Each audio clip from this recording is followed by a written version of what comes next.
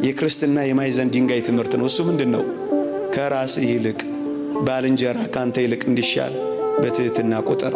በክርስቶስ ኢየሱስ የነበረ ይህ ሐሳብ በእናንተ ዘንድ ደግሞ ይሁን። በቃ ከኔ ይልቅ አንተ ትበልጣለህ፣ ከኔ ይልቅ አንተ ትሻላለህ፣ ከኔ ይልቅ አንተ ቅደም፣ ከኔ ይልቅ አንተ ክበር፣ ከኔ ይልቅ አንተ ድመቅ፣ ከኔ ይልቅ አንተ ታወቅ። አንተ ከኔ የምትበልጥ ብቻ አይደለህም፣ አንተ ከኔ በጣም የተሻልክ ነህ። ይሄ የክርስትና የማዕዘን ድንጋይ ነው። ኦርቶዶክሳዊነት ይሄ ነው። የሁላችሁ ከመቀማት መስጠት ይሄን ኦርቶዶክሳዊነት፣ ከመፎካከር መተባበር ይሄን ኦርቶዶክሳዊነት፣ ከውድድር ክብብር ይሄን ኦርቶዶክሳዊነት። በፉክክር ውስጥ ትከሻ ለትከሻ ክንዳችን በዛለ ቁጥር እንደምንበላ እንዳትረሱ። ከመሰጣጣት ይልቅ አተኩረን መነጣጠቅ ላይ ባተኮርን ቁጥር እመኖኝ ለሌሎች ተላልፈን ነው እየተሰጠን ያለን። ባልንጀራችሁን አስቀድሙ። አንተ ትሻላለህ፣ አንተ ትበልጣለህ በሉ። የክብር ባለቤት መድኃኒታችን ኢየሱስ ክርስቶስ ዓለምን ድል የነሳው በምን እንደሆነ አታውቁ? ከእግዚአብሔር ጋር መተካከልን መቀማት እንደሚገባ ነገር ሳይቆጥር ራሱን ባዶ አደረገ እኮ ነው የሚለው። እኩል ሆኖ ሳለ ዝቅ አለ። እቀማለሁ ሳይል መጣ። ይወሰድብኛል ሳይል ሰው ሆነ። በክርስቶስ ዘንድ የነበረ ሐሳብ ማለት ይሄ ነው። እኩል ሆነ ሳለ ዝቅ በል። አስቀድመው፣ አስበልጠው፣ የተሻለ አድርገው። አያምህም። ያኔ ዓለም ሰላም ለምን አልሆነችም ካላችሁኝ፣ ዋናው አጀንዳዋ እኔ በልጥ ፉክክር ውስጥ ስለገባች እኮ ነው። አንዱ ድሮን ሲፈጠር አንዱ ጸረ ድሮን እየፈጠረ መከራውን የሚበላው ለምን መሰላችሁ? እኔ በልጥ ስላለ ነው። ይሄን ዓለም የሚያንጫጫው ውድድርና ፉክክር እኮ ስለሆነ ነው።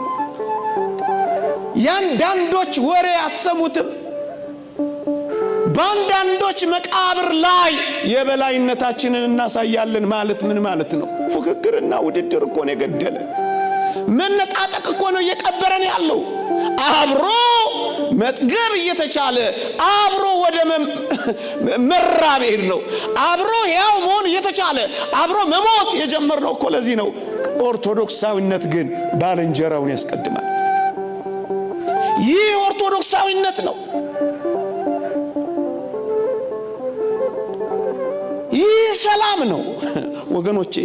አንተን ካስቀደምኩኝ አንተ ስትከበር ባይ አይከፋኝም፣ ምክንያቱም ትበልጠኛለህ። አንተ ብትንቀኝ እንኳን ቅር አይለኝም። ሰላማዊ ኑሮ መኖር ከፈለጋችሁ ወጣቶች እንደዚህ ኑሩ። በጌታችን ዘንድ ያለው ይህ ሐሳብ በእናንተ ልብ ካለ ሰላም ነው የምትሆኑት። ቢያመናጭቃችሁ፣ ቢንቃችሁ፣ ቢያጥላላችሁ፣ ቢበልጣ አትጨነቁ። በጣም ነው ደስ የሚላችሁ። ልታከብሩት ነው ትከሻውን የምትሸከሙት። የጎደለውን ነው የምትሞሉለት፣ ሽንቁሩን አይደለም የምታሰፉለት። ሲከሳ ነው የሚጨንቃችሁ፣ ሲገረጣ ነው የሚጠባችሁ። አትፎካከሩም፣ አትወዳደሩ። ቅዱስ ዮሐንስንና ቅዱስ ጴጥሮስን አላያችኋቸው? ጌታ ተነስቶ መቃብሩ ባዶ ሆኖ ማርያም መግደላዊት ነግራቸው ወደ መቃብሩ ሲገሰግሱ ምን እንዳደረጉ አላያችሁ? ያቅማቸውን ይሮጣሉ እንጂ እኮ አልተፎካከሩም። ምን ያፎካክራል? እግዚአብሔር በሰጠ ጸጋ አታገለግልም? ምን ያወዳድራል? ቅዱስ ዮሐንስ ፈጥኖ በመሮጡ አረጋዊውን ጴጥሮስን አልናቀው። ወጣቱ በመሮጡ አረጋዊው ቅዱስ ጴጥሮስ ደግሞ ቅናት አላበገነው። ክርስትና ማለት ይሄ ነው። ያቅማቸውን ይሰራሉ እንጂ አንዱ ከአንዱ አይፎካከርም፣ አንዱ ከአንዱ አይወዳደርም። ይሄ ኦርቶዶክሳዊነት